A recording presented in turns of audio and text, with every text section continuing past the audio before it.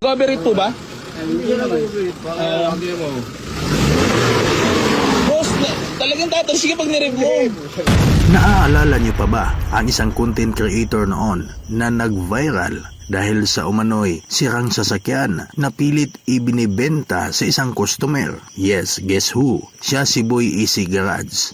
Kakapasok lamang na balita kung saan naaresto umano tapos ang sunod-sunod na reklamo ng mga customer. Muling naging laman ng balita sa social media ang pangalang si Boy Easy Garage matapos kumalat ang mga larawan at video na nagpapakita umano sa kanya sa loob ng isang detention facility. Ayon sa mga kumakalat na ulat sa social media, naaresto umano si Boy Easy Garage kaugnay ng reklamong nagsasabing may ilang customer na nagbayad na ng sasakyan ngunit hindi umano na ibigay ang kanilang mga unit. Dahil dito, nagsampa umano ng reklamo ang ilan sa mga apektadong kliyente na nauwi sa kanyang pagkaaresto. Sa ngayon, hinihintay pa ang kumplitong opisyal na pahayag ng mga otoridad hinggil sa mga detalye ng kaso. Hindi na rin bago sa publiko ang pangalan ni Boy Easy Garage. Sa mga nakalipas na taon, ilang beses na siyang naging viral dahil sa iba't ibang reklamo at kontrobersiya na may kaugnayan sa kanyang car dealership.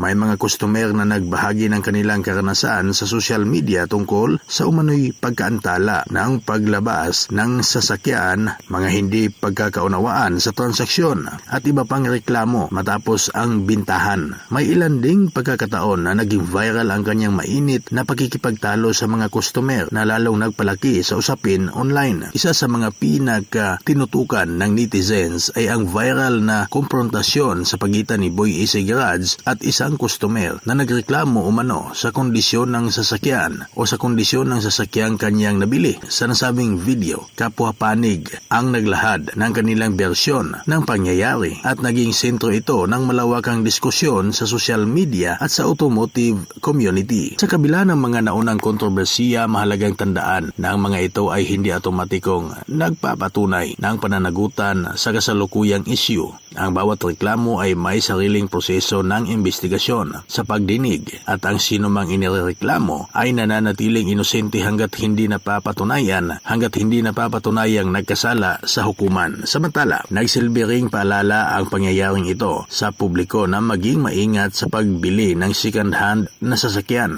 Pinapayuhan ang mga mamimili na tiyaking lehitimo ang dealer, humingi ng kumplitong dokumento, magsagawa ng masusing inspeksyon sa sasakyan at kung maaari ay magpasuri sa isang pinagkakatiwalaang mekaniko bago tuluyang makipagtransaksyon. Patuloy naming babantayan ang mga opisyal na anunsyo mula sa mga kinauukulang ahensya upang maihatid sa inyo ang pinakabagong impormasyon sa pangyayaring ito. Ikaw, ano ang komento mo sa video natin ngayon? Pwede ka mag-comment sa comment section. Huwag kalimutang i-follow, i-like ang artikulo. Pa-subscribe din ang ating channel. Maraming salamat.